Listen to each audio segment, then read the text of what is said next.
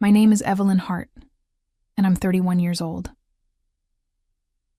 Once upon a time, I believed in forever, in diamond rings, whispered promises, and a man who said he'd never let me fall. But love, I learned, doesn't always break your heart. Sometimes it burns your soul to ash. 1 year ago, I was engaged to Thomas Kane, the charming CEO of Kane Dynamics, a man who could sell a dream with his smile. I worked in his company as a financial analyst. Back then, I thought we were partners, in life, in business, in everything. But I was wrong. The day before our wedding, I discovered the truth. Thomas had used me. Every "I love you," every "we're in this together" was part of a scheme. He'd put company assets under my name, and when his illegal transactions came to light, I became the scapegoat.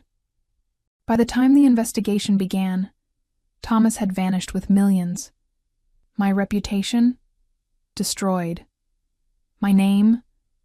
Blacklisted. The man I loved? Engaged to someone else within months. A billionaire heiress whose father conveniently bailed his company out of bankruptcy. That night, I walked barefoot through the rain, my wedding dress soaked and torn, as the city lights blurred into rivers of betrayal. I swore I'd never cry again. And I didn't. 1 year later, people said Evelyn Hart disappeared. They were right, but not entirely. The girl who cried in the rain was gone. In her place stood Ilara Voss, the mysterious CEO of Von Voss Capital, a private equity firm that quietly bought failing tech companies and turned them into gold. What no one knew was that I had used my prison of ruin to build a new empire, forged from the ashes Thomas left me in. I'd spent that missing year in Singapore, learning, studying markets, finding allies who hated Thomas as much as I did. When I returned to New York, my hair was darker, my accent softer, and my heart colder. My first move was simple: acquire Helix Media, a struggling digital network Thomas wanted to buy. I offered double the price before he could move. He never knew who outbid him. Then I quietly purchased his suppliers, one by one, through shell companies. Within 6 months, Kane Dynamics One was bleeding. He blamed the market. He blamed his team. He never thought to blame me, until the night of the gala. The room shimmered with gold and champagne, full of laughter and power. Thomas walked in, perfectly tailored, his arm around his new wife, Olivia Grant, heiress of Grant Holdings. I stood across the room, hidden behind a mask of silk and diamonds. He didn't recognize me. When his eyes met mine, he smiled politely, unaware that the stranger he was shaking hands with was the ghost of his past. "Thomas Kane," he said, offering his hand. "And you are—" "Ilara Voss," I replied smoothly. "Voss Capital."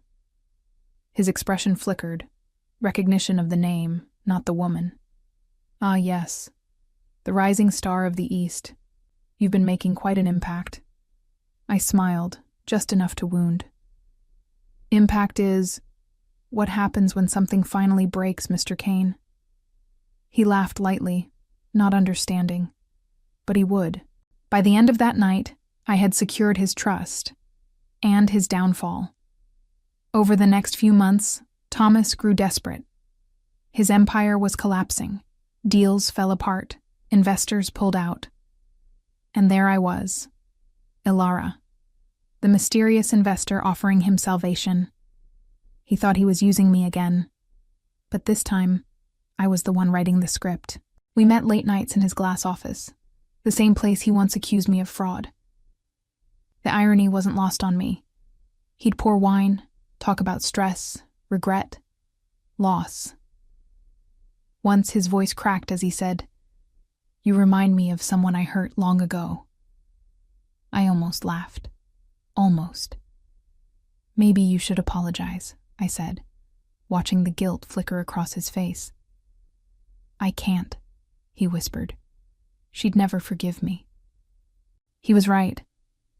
The final blow came quietly, No fire, no screaming, just a signature.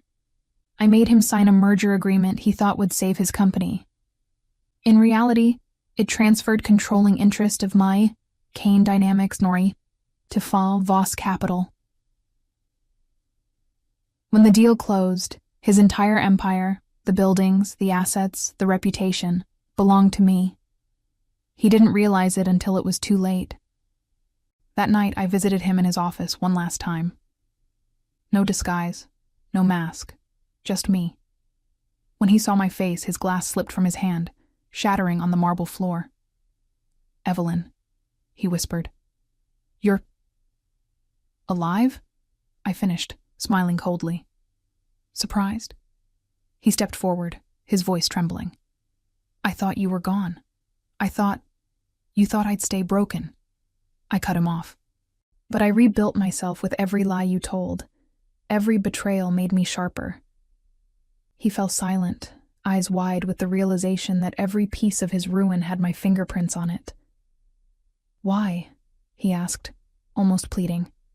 "Why destroy me?" I walked closer, my heels echoing against the floor. "Because you didn't just betray me, Thomas. You destroyed everything I believed in. You killed the part of me that trusted. The part that loved." He sank into his chair, defeated. "So what now? You've won." I looked out the window, the same skyline that once mocked me. "No, Thomas," I said softly. "I didn't win. I just made sure you lost." Then I turned, walking toward the elevator. He called after me. "Evelyn, please. I'm sorry." I stopped only once, glancing back over my shoulder. Sorry doesn't resurrect ashes. And with that, the elevator doors closed between us. 6 months later. The world called me ruthless. The business magazines called me the Phantom Queen.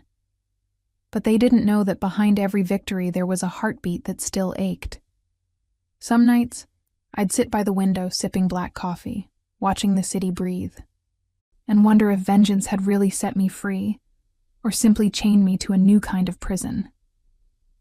I thought of Thomas, not with love, not even with hate, but with the hollow calm of someone who had already buried her past.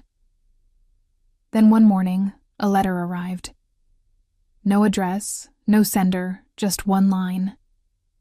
"You were right. I destroyed us both. Teizu." I folded it carefully, placed it in a small silver box with my engagement ring, and whispered to the memory of who I once was. "Rest now, Evelyn. The promise is over." The end. If you enjoyed this story, please like, subscribe, and share this video. Comment below which story you want to hear next. Thank you for watching, and see you in the next video.